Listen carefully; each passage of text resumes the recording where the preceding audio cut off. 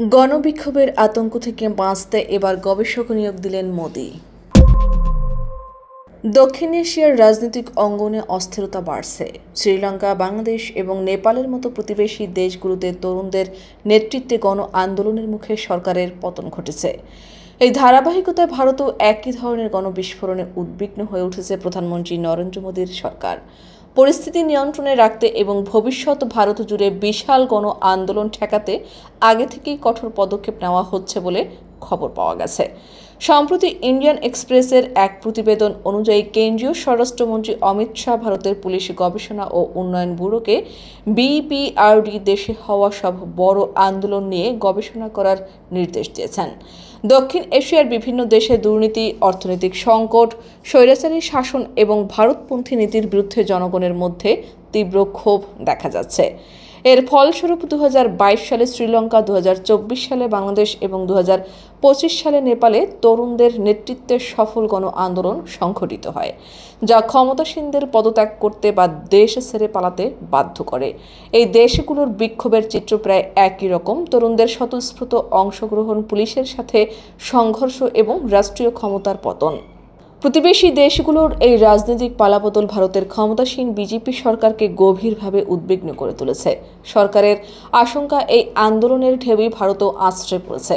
এই প্রেক্ষাপটে ভবিষ্যৎ কঠিন গণ আন্দোলন মোকাবিলার জন্য একটি কার্যকরী কৌশল তৈরির লক্ষ্যে স্বরাষ্ট্রমন্ত্রী অমিত শাহ কঠোর নির্দেশনা দিয়েছেন।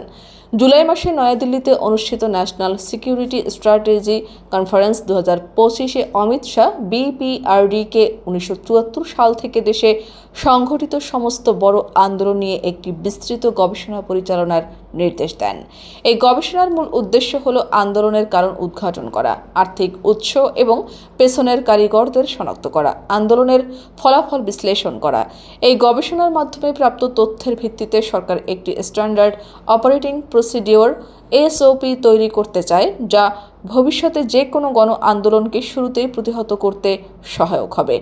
গবেষণার জন্য বিপিআরডিকে সিআইডি প্রতিবেদন, আর্থিক গোয়েন্দা সংস্থা এবং এনফোর্সমেন্ট ডিরেক্টর ইডি এর মতো বিভিন্ন সংস্থার কাছ থেকে তথ্য সংগ্রহের নির্দেশ দেওয়া হয়েছে, যাতে আন্দোলনের আর্থিক যোগসূত্র এবং সম্ভাব্য বিদেশি অর্থায়ন চিহ্নিত করা যায়।